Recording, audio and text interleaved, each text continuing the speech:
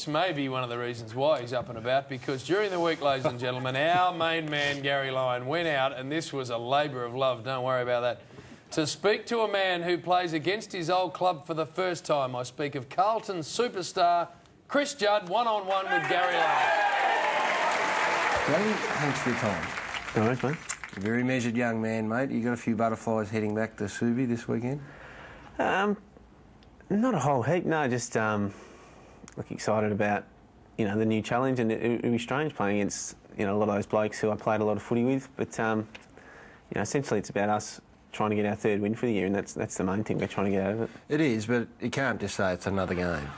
No, it's not, and I think it'll be interesting playing against blokes who you've trained and worked so closely with, and who you understand how they play, and vice versa, they understand how you play. So, as for the crowd, I'm not really going into it with preconceived ideas. I'm sure some people will boo, some people will applaud, and I'll essentially just get on with it. Be disappointed if they don't boo? No, honestly, I'm not fussed either way. I think, I won't be upset if they boo me. Let's go back to last year. Can you pinpoint the exact time, moment where you thought, yep, I'm heading back to Melbourne? Yeah, I probably wouldn't say there was one definitive moment where I said, that's it, but, even before the season had got underway, I had a fair idea that, that was going to be my last with the footy club. So you reckon you went into 2007, the start of the year, and thought, this might be it? Yeah, I would have. Yeah, and I mean, it's not something, once the game starts and the season starts and you're in that mode, it's probably not something you give as much thought as you should to it. But certainly, over the summer months, I thought about it a bit and thought, this will probably be my last year at the club. The indiscretions that were taking place with players and the club as a whole, did that factor in?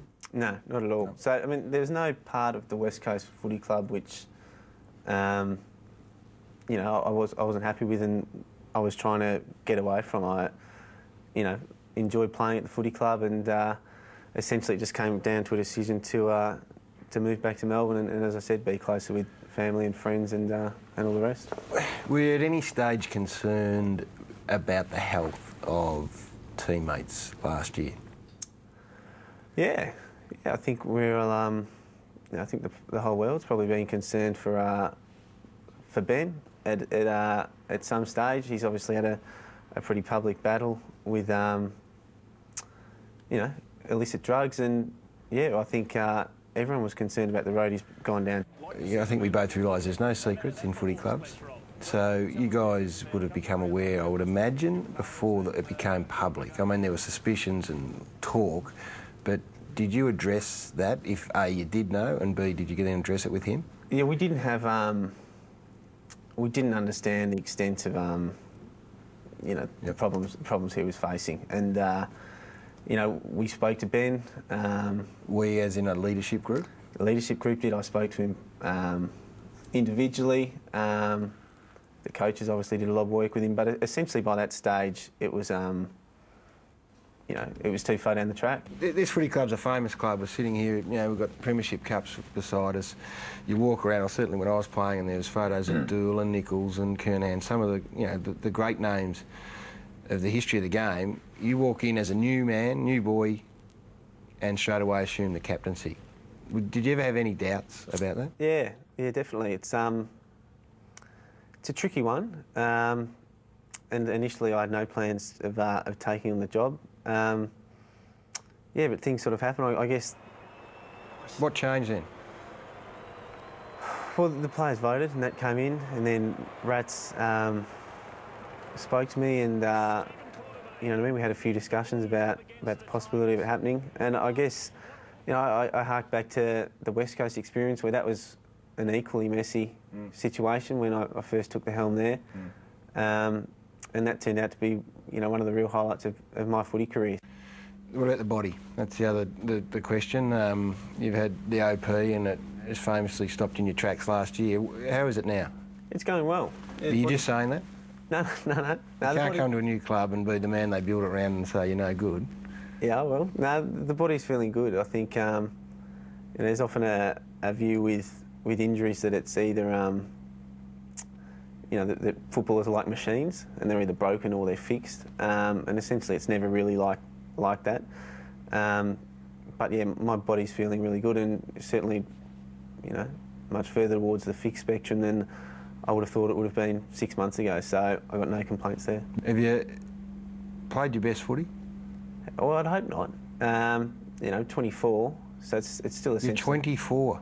Yeah, so it's still pretty young. So for me to play my best football again, I need to have a you know, a really solid pre-season, and you know, if I can do that, then I'm confident that my best footy will still be ahead of me.